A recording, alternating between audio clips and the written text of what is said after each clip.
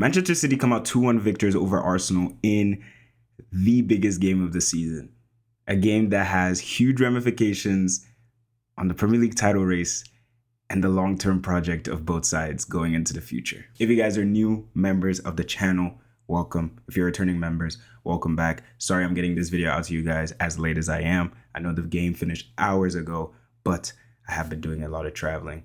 But I'm back now and the video is here. So if you guys enjoy what you're seeing and you like the content, make sure you like, comment, subscribe. Trying to hit 1,000 subscribers by the end of the year, and I cannot do it without your help. So please, if you enjoy what you're seeing, I see you guys in the views. I see you guys in the comment section. I see you watching the shorts. Subscribe. It's free. Let's get right back into it. So today's game, we all knew what this game meant today. We talked about it last week. It's happening again with Arsenal. It's getting to that moment of the season where things are starting to fall away as they have done for the last 4 seasons. And for a majority of this season, I have believed that Arsenal were going to be our Premier League champions because of their consistency and because of the floor of this side. I always believed that Manchester City had a higher ceiling than Arsenal in the sense that if they were to play against each other, I do think Man City would probably be the better team. But in the case of a 38-game league season, I thought Arsenal were the more consistent side and ultimately would be the champions at the end of the day. Of course, that's not how things have turned out. Arsenal have hit a very, very poor run of form, which has allowed Manchester City an avenue back into the title race. And Manchester City have taken it with open arms. And today's game was an opportunity for Manchester City to put themselves in contention to be top of the table by the end of this week. And today's game was proper. To be very honest, coming into this game, we've seen Manchester City versus Arsenal in these past few years. They've been very cagey, very tentative affairs where both teams kind of feel as though they're feeling each other out rather than just going out there and playing football. But I think today's game, of course, you had that tactical element of things, but I also think there was just an ability for the teams to go out there and express themselves. I think coming into today's game, there's been a lot of criticism surrounding Arsenal, surrounding the whole project, surrounding Mikel Arteta, the manager, including myself. But I think one thing you can't say today that Arsenal didn't do is go for the game. Now, you can criticize Arsenal for all they've done this season, the style of play, the way they approach football games, the lack of risk they take. But today, Arsenal went for it. And I think today, not only was it important that you got a result, because if Arsenal had won or drawn today, that's probably the Premier League title sewn up. But I think it was also important to go out there and even if you were to lose with a bit of pride. And I think Arsenal did that today. Obviously, you didn't want to lose the game. That's not what you want to do. But I just feel as though Arsenal today, they came out and they tried to play football. They pressed the ball high. They made an attempt to score goals. I think the lineup that I saw from Mikel Arteta today, you saw a team that actually went out there to try and win the game. Martin Odegaard coming back into the side. Eberechi Eze playing on that left-hand side rather than playing someone like Martinelli or Trossard, who are both net negatives to this team. I thought Arsenal went for it today. They were dangerous from set pieces as they always are. And they were able to create chances. Kai Havertz was able to support the team.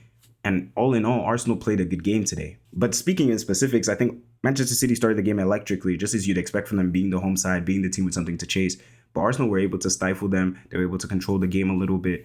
And it was only a moment of brilliance that really opened up the game for Manchester City. Because in those early moments of the game, Arsenal's press was top tier.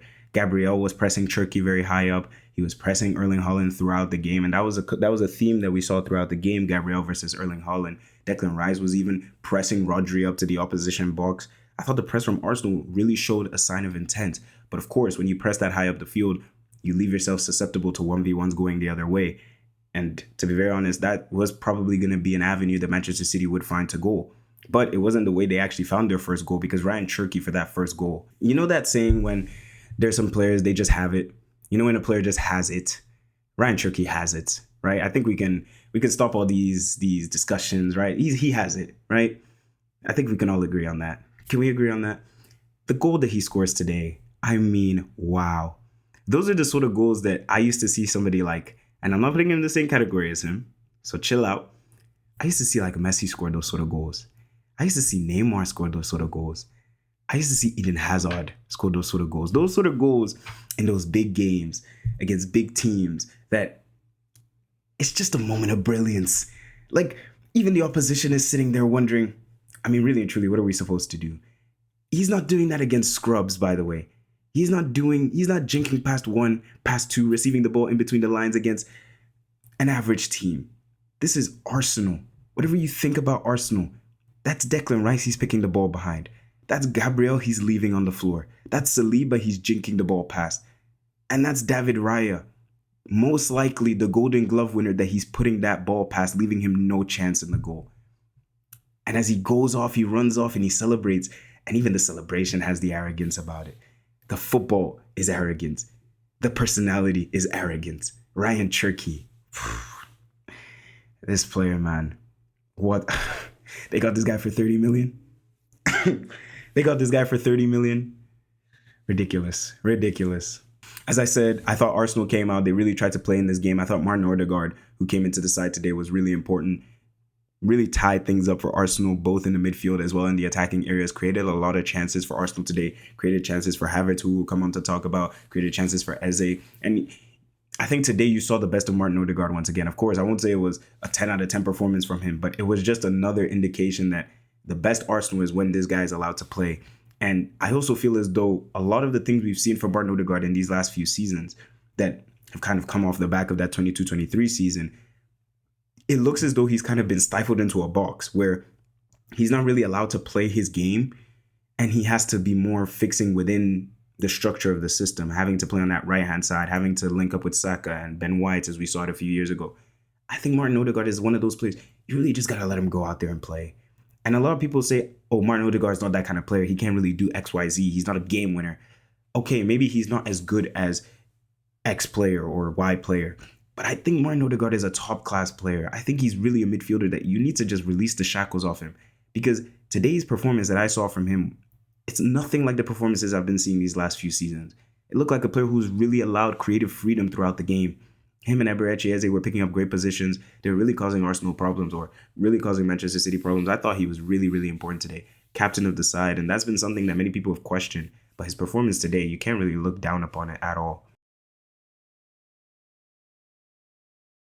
And the striker that they had, Kai Havertz, the man who got the equalizer after that Turkey goal. And I think it was very important that Arsenal responded as quickly as they did, because I felt as though if Manchester City got an early lead in this game, things could have gotten very spooky for Arsenal. Very, very, very, very spooky, because once that crowd starts bumping, once your head starts coming down, when Manchester City start building that head of steam, when they start coming towards you, things can get scary. It can go from 1-0 to 2-0 to 3-0 in the blink of an eye. But I think the response from Arsenal was very, very important, albeit it came in a scrappy manner. And that was Kai Havertz's entire game today. Probably wasn't the prettiest on the eye, wasn't the most aesthetic, but he got the job done. I think today Kai Havertz was top. His goal, as I said, wasn't the most brilliant goal to look at, but he worked hard today. He ran the channels. He provided an outlet for Arsenal. He brought other players into the game. He had big chances, Kai Havertz, today. Big, big, big chances today to really put Arsenal in a great position and ultimately could have won them the game. But you live and die by Kai Havertz. I always say this. I don't think Kai Havertz is the striker that's going to win you a league title on his own. I don't think he's this striker that's an elite player. He's an okay player, but he does a lot of things really well, particularly in bringing other people into the game. But today, the chances he missed, those will probably be the biggest talking points. But I think Kai Havertz today, you really have to look at his overall game, because I thought he played a fantastic game. I thought he played a really good game. I thought he was really, he brought that bite that Arsenal really needed in the attacking areas. Because somebody like Gyökeres, he came on today, offered nothing, genuinely offered nothing. I didn't even know that he came. I forgot he even came on when the game ended, and I'm seeing everybody shaking hands. I genuinely forgot Victor Gyökeres even came onto the pitch. But I thought Kai Havertz, he offers you something completely different from him.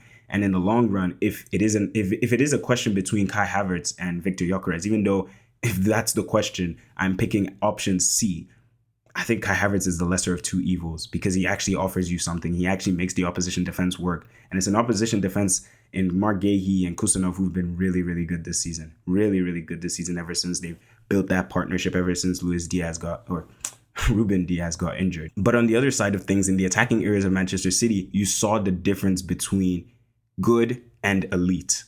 Now, the front three of Manchester City, we talked about Ryan Cherky. Antoine Semenyo today. Look, the funniest thing about Antoine Semenyo is I always see these tweets, right? If you guys aren't following me on Twitter, please, it's in the description. Follow me on all the socials. Antoine Semenyo, they always talk about him saying like he plays football as though he's always moving his right stick. For those of my people who play video games, you'll know what I'm talking about. And ever since I read those sort of tweets, I can't get away from it. And now it's the only thing I see. And then you see some tweets saying, how did Antoine Semenyo even make it professional? Now, I think those I think those tweets are a bit too far. But it's actually quite funny because you look at a game like today, right? And it was a huge contrast from the Carabao Cup final where Antoine Semenyo was actually a real threat against Hincapié.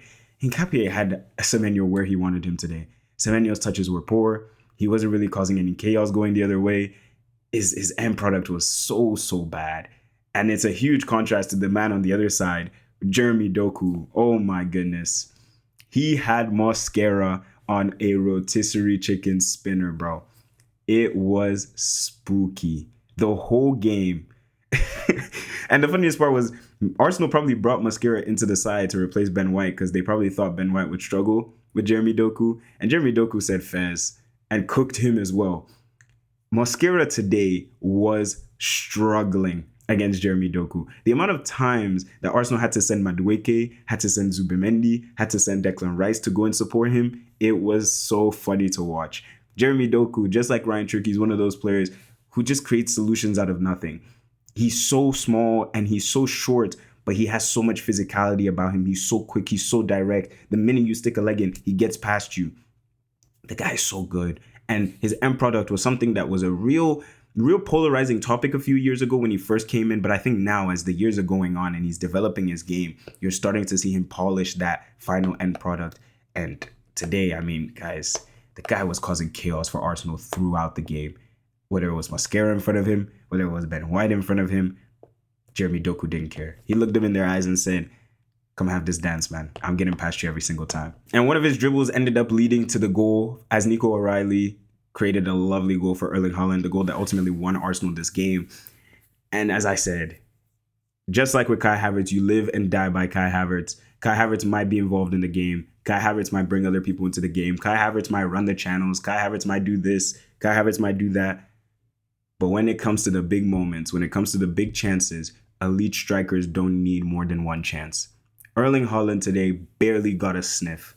Him and Gabriel were having a tussle of the century. It was actually too funny to watch.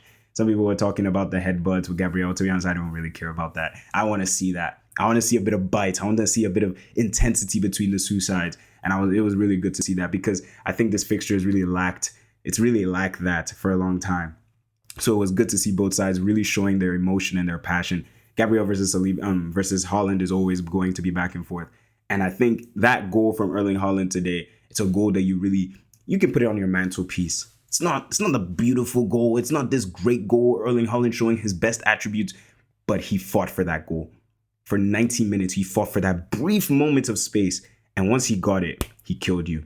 And when he scores that goal and he walks off in celebration, you feel as though that's game, set, match. But of course, there was still 25 minutes to go in the game. There was still a lot of time for Arsenal to respond. Ultimately, they didn't do so.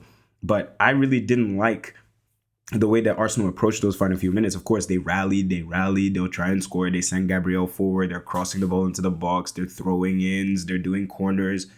But none of these things actually do anything. Ultimately, at the end of the day, Manchester City hold out. Arteta took out, I think it was Eberechi Eze. I didn't really understand what the point of that substitution was. For me, Eze was one of the better players on the side. To bring on Leandro Trossard, Arsenal need to let go of Leandro Trossard. Leandro Trossard, Martinelli, let these guys go. These guys are not good enough for Arsenal. They're not going to win you guys these sort of games. They're not good players. They're okay. That's it. They're okay players. They're not going to change these sort of games against Manchester City when you need a goal that ultimately probably wins you the title. These are not the players you should be bringing on. I'm sorry. I feel like Eberechi Eze today, he showed enough to get 90 minutes today. I don't know what his fitness is looking like. Maybe he's in the red zone. I'm not sure. But I think Eberechi Eze today should have gotten more time than he did. But who am I to say? I thought that substitution just killed Arsenal's entire attacking play. Madueke was poor in the first half, by the way. I didn't even mention that. Looking at my notes here, if you don't make notes in life, please do. Because current me is thanking past me because I watched this game almost like 6 hours ago. So it's really good to have these notes here. But ultimately, as I said, at the end, Arsenal rallied. They fought. They swung. But nothing really worked out. Nothing connected. Havertz gets that big chance at the end. And you look at those chances and you say, Havertz, you got to score those. But are we surprised that Kai Havertz is missing these chances? Am I surprised? Are you surprised? Is Mikel Arteta surprised? Are the Arsenal fan base surprised? I think even Kai Havertz himself is not surprised he missed those chances. And what do Arsenal do? They sign Victor Gyökeres. And Victor Gyökeres is sitting on the bench. Tells you everything you need to know. And last thing that I really wanted to touch upon, Bernardo Silva today. Mamma mia. Obrigado. Obrigado, Bernardo. To all my Portuguese speakers out there, obrigado. If this was your last time, I enjoyed you, man. I enjoyed you. As Richard said to Tom Brady, I enjoyed you. What a player. Bernardo Silva, whether Manchester City win this league title or not, his legacy at this club is established. I think it's 6 Premier League titles, 3 or 2 FA Cups, 2 other FA Cup finals, Champions League, Super Cup, FIFA Club World Cup, countless big game performances, whether it's the Manchester derbies, the Real Madrid fixtures, the Liverpool games. Bernardo Silva is there every single time for Manchester City. He was there for the first iteration of this Pep Guardiola side, free-flowing 17-18 Centurions. He was there for the 18-19 side. He was there for the more defensive side that won the treble. He was there for the Manchester City side that lacked a striker. And now he's here again for this new reformed Manchester City with the likes of Cherki, with the likes of Semenyo, with the likes of Haaland. He's having to reestablish himself, having to reinvent himself from the right winger that played at Monaco, that came into the side, to the attacking midfielder that chaperoned the midfield alongside Kevin De Bruyne and Fernandinho, to the more defensive-minded pivot player next to Rodri in these last few years, or even sometimes playing as a defensive player on the left-hand side to support the team. Bernardo Silva has given them year upon year upon year upon year of consistency. So technically sound, but he gets about the field.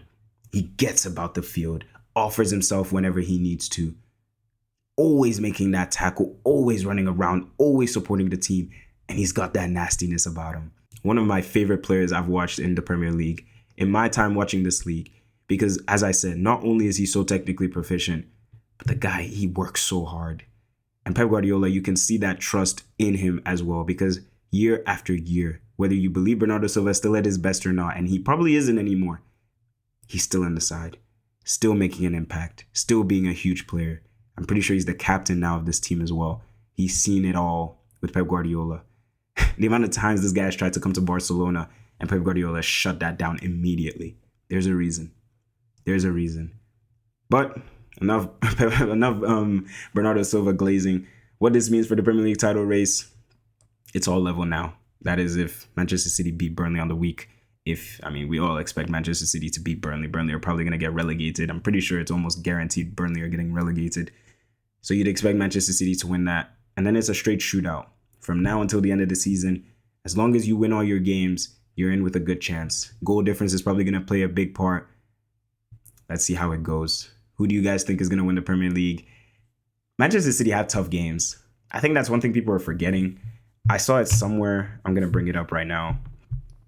I'm pretty sure I saw it somewhere that Manchester City still have, of course, the Burnley game, as we talked about. They have the FA Cup semi-final. They have Everton away. That's a tough game. At the Hill Dickinson, that's a tough game. Then you have to play Brentford at home. That's also a tough game. Bournemouth away. That is a tough game. That is a tough game. Villa at home. You'd probably hope that's on the final day. You'd hope that Villa would have probably secured Champions League by then, so they probably don't have anything to play for. But even then, playing any Unai Emery side is going to be difficult no matter the point in the season. And then you have Crystal Palace at home, which should be pretty straightforward. But on the other hand, Arsenal's games are not that difficult, but they're still in the Champions League. So you have those 2 legs against Atletico Madrid, who lost the Real Sociedad Copa del Rey final.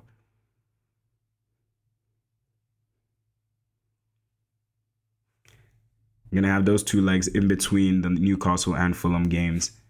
Arsenal don't leave London for the rest of the season, so they're going to be pretty rested in terms of that. I'm pretty sure they have 4 out of their 5 games are at home. 3 out of their last 5 are at home. The 2 away games being West Ham, who are fighting for their lives. That's going to be difficult. And then Crystal Palace, who have nothing to play for in the Conference League right now, so they probably aren't going to really go into that game with as much vigor. Same with Manchester City. But it's all to play for. I still probably have Arsenal winning it all because I just feel like their fixtures are easier. I'm looking at Manchester City's fixtures, and of course, you'll hear the noise surrounding Manchester City, especially when they're coming the way they are right now. It's really difficult to see Manchester City not winning the league. But I just feel as though these fixtures are tough for Manchester City. And I keep on saying it. This team is not invincible. The only reason Manchester City are in this title race is because Arsenal has let them back in.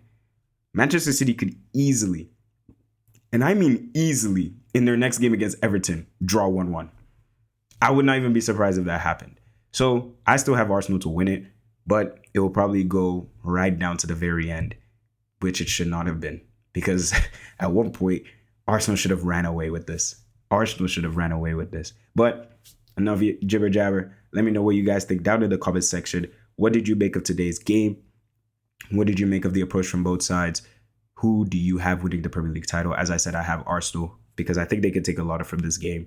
Of course, they lost the game, but I think they performed in a way that the fans can look at and say, you guys did your best. Now let's go and tackle the rest of the games and win and hope for the very best in Manchester City's. But let me know what you guys think. Do you think Man City will win, or do you think it's going to be Arsenal? Let me know and a whole lot more. Subscribe to the channel if you're not subscribed already. And as always, take care of yourselves.